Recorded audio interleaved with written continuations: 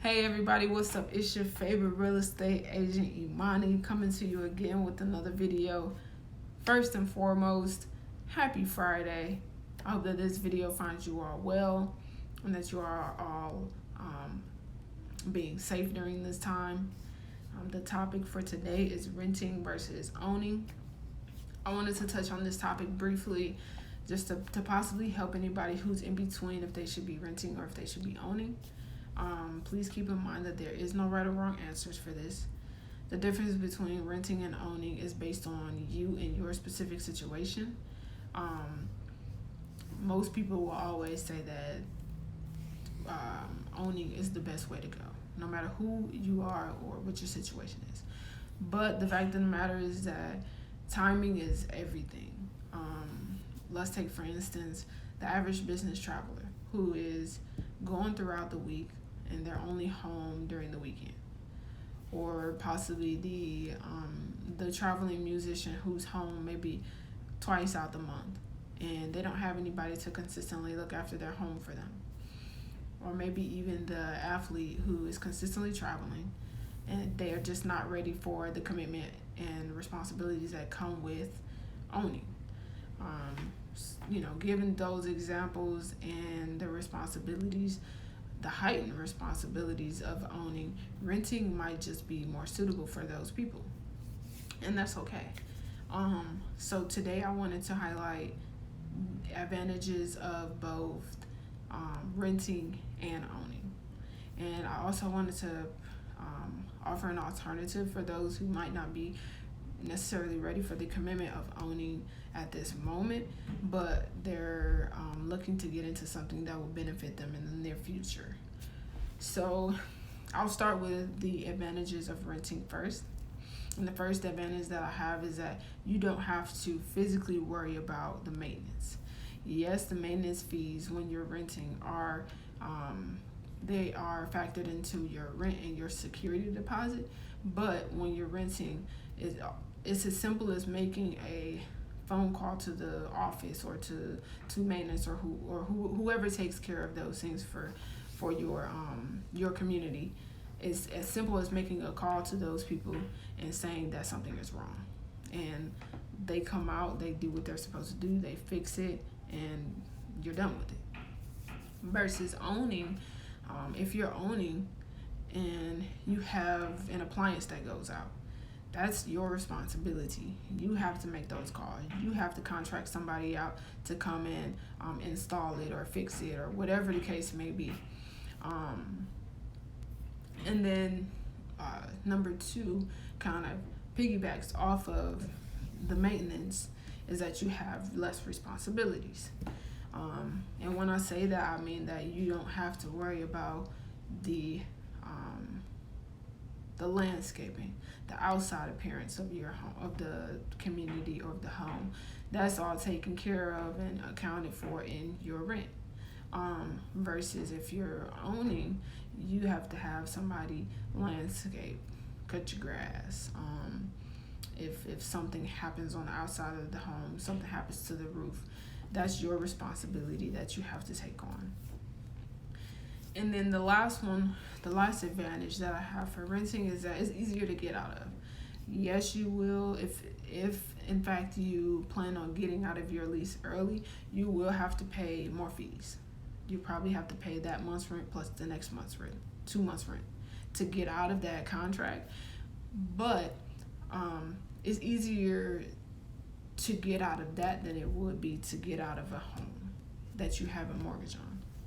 And I'm saying that to say, when you have a mortgage, you have to obviously take care of that outstanding loan before you can move on from that home. So you would essentially have to sell your home in order to be free and clear from that debt before you can move on. And selling, as most of you know, takes time, takes effort, takes a lot more responsibility to accomplish. So those are the three advantages that you would have being a renter, which would be that you don't have to worry about your maintenance, you have less responsibilities, and it's easier to get out of. Now, moving on to the advantages of owning. Obviously, one of the first and most obvious ones is the ownership. It's something that you own. Your name would be on the deed. You would own that specific plot of land with that home, and that's something that nobody can take from you. Number two, on top of that, piggyback off of that, is with that ownership, you can create a legacy. You can create wealth. You can create, something for generations to come. This can be something that you can pass down. Versus renting, you can't pass down your lease to your kids. You can't pass down, whatever you're renting. That's not something that you can pass down. But with home ownership, that's something that you can pass down, and possibly your children and your children's children and your children's children's children can profit off of that ownership that you acquired. The number two for advantages of owning is the tax advantages. You actually get tax advantages when you own that you wouldn't get when as a renter, that you can deduct on your taxes. That's actually a way that a lot of wealthier people kind of get out of having to pay their taxes. I'm not gonna get into that, but we gonna go to the third advantage of ownership, which is wait, that was the third one. My bad. So the three advantages of owning is ownership, legacy, and the tax advantages. I'm sorry, y'all. But yes, so you have renting and owning, and those were the advantages that I just listed for you all. And then the alternative to those that I wanted to bring light to is the option to rent to own, which is kind of like a in between of both. So if you're trying to get your credit up, or if you're trying to pay some debt down, or whatever the case may be, that you're not specifically ready to own at the moment, but you want to set yourself up for that in the future, you can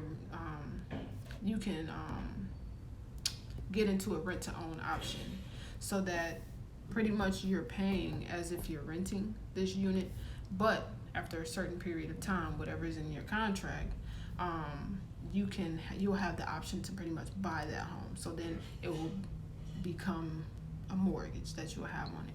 Now those are they have a little bit more restrictions, kind of similar to if you're renting, hence the rent to own. So you kind of have the best of both worlds. And I just wanted to throw that out there as just another option. But there you have it, the differences between renting and owning. If you guys do have any questions, feel free to comment. Feel free to share this video. And if you are looking to rent or own in the Metro Atlanta area, hit me up. It's been real. I'll talk to y'all later. Peace.